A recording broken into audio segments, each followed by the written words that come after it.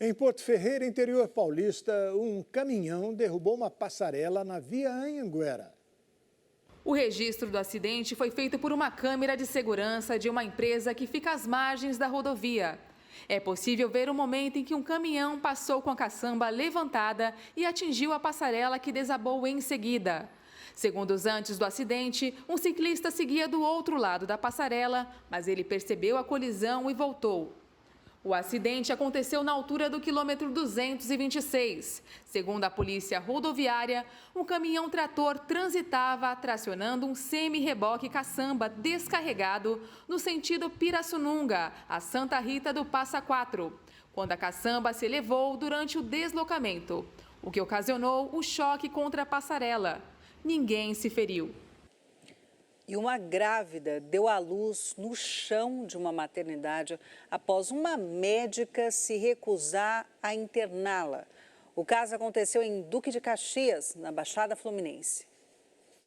Kelly Santos Adorno, de 35 anos, deu à luz no chão no setor de admissão da maternidade Santa Cruz da Serra, em Duque de Caxias, Baixada Fluminense. Segundo o irmão da grávida, Luciano Adorno, ela entrou em trabalho de parto enquanto tentava convencer a equipe da unidade de saúde de que seu filho estava para nascer. O momento traumático do parto foi flagrado em vídeo por familiares.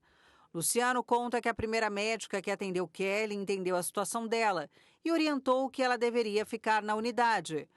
Uma nova médica assumiu o plantão e fez uma avaliação completamente diferente, sugerindo que Kelly ainda não precisaria ficar internada.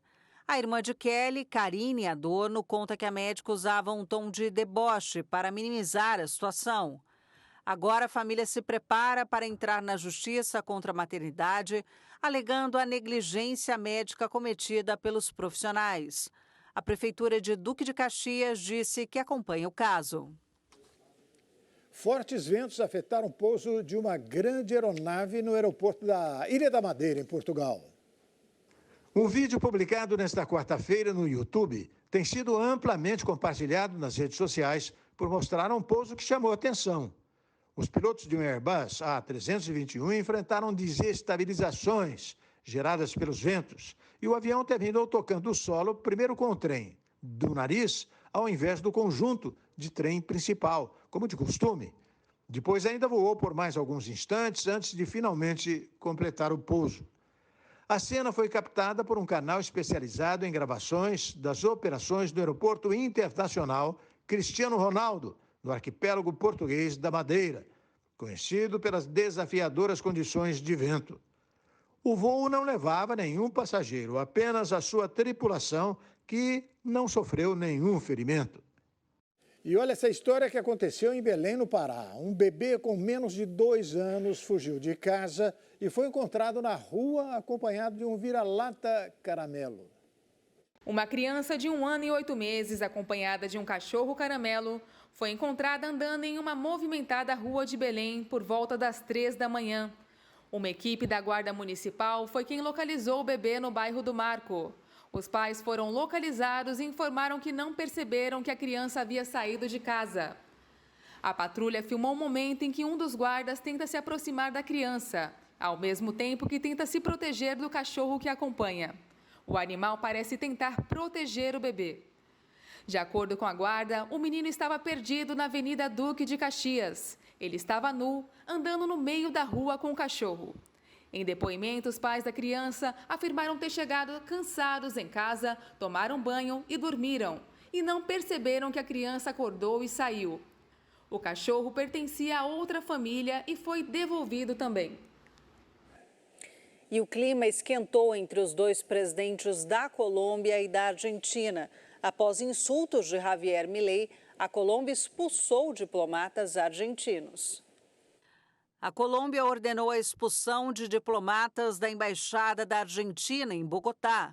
A medida foi tomada após uma série de insultos do presidente argentino Javier Milei, que chamou seu colega colombiano Gustavo Petro de assassino e terrorista. O Ministério das Relações Exteriores colombiano afirmou em comunicado que, neste contexto, o governo ordenou a expulsão de diplomatas da Embaixada da Argentina na Colômbia. O ministério não especificou quais serão os funcionários removidos. O governo da Colômbia repudiou a entrevista de Milei ao canal CNN. A mídia americana divulgou mais cedo trechos dessa conversa e citou algumas declarações de Milei contra Petro. A ONU alertou nesta quinta-feira para o que chamou de situação cataclísmica. No Haiti, o país caribenho sofre as consequências da violência das gangues. A situação no Haiti é catastrófica, com mais de 1.550 mortos nos 3 primeiros meses de 2024, em consequência da violência das gangues. O alerta foi feito nesta quinta-feira pela ONU, que lamentou as fronteiras porosas que facilitam o fornecimento de armas aos grupos criminosos que atuam no país. A situação no Haiti é cataclísmica. Corrupção, impunidade e baixa governança, agravadas pelo nível de violência crescente das gangues, corroeram o Estado de Direito e levaram as instituições do Estado à beira do colapso. O Haiti, que já enfrentava uma profunda crise política e de segurança, sofre com o aumento da violência renovada desde o início do mês, quando várias gangues uniram forças para atacar locais estratégicos da capital Porto Príncipe, alegando que pretendiam derrubar o primeiro-ministro Ariel Henry. O premier não conseguiu retornar ao país depois de uma viagem ao Quênia no início do mês. E no dia 11 de março, ele concordou em renunciar. O futuro Conselho Presidencial haitiano, que deve assumir o governo do país, se comprometeu a restaurar a ordem pública e democrática. A ONU observa que, apesar do embargo de armas, o tráfico de armas e munições através das fronteiras proporciona uma cadeia de abastecimento confiável para as gangues, que muitas vezes têm um poder de fogo maior que a Polícia Nacional haitiana. O relatório afirma que os grupos criminosos utilizam a violência sexual para maltratar, castigar e controlar a população. Mas os casos, muitas vezes, não são denunciados e ficam impunes. Aumentou o número de mortos no ataque a uma casa de shows nos arredores de Moscou. O massacre ocorreu na última sexta-feira.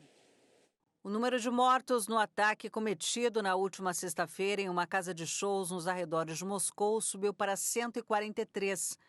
A informação foi divulgada nesta quarta-feira pelas autoridades russas. O atentado reivindicado pelo Grupo Estado Islâmico ocorreu na noite de sexta-feira na casa de shows Crocus City Hall. O ministro russo de Saúde afirmou que 80 feridos foram registrados, entre eles 6 crianças, e eles seguem hospitalizados. Os 4 supostos autores do atentado foram colocados em prisão provisória e outros suspeitos foram detidos. Trata-se do ataque mais mortal reivindicado pelo Estado Islâmico na Europa, mas as autoridades russas insistem em apontar uma pista ucraniana. O governo ucraniano nega categoricamente essas acusações.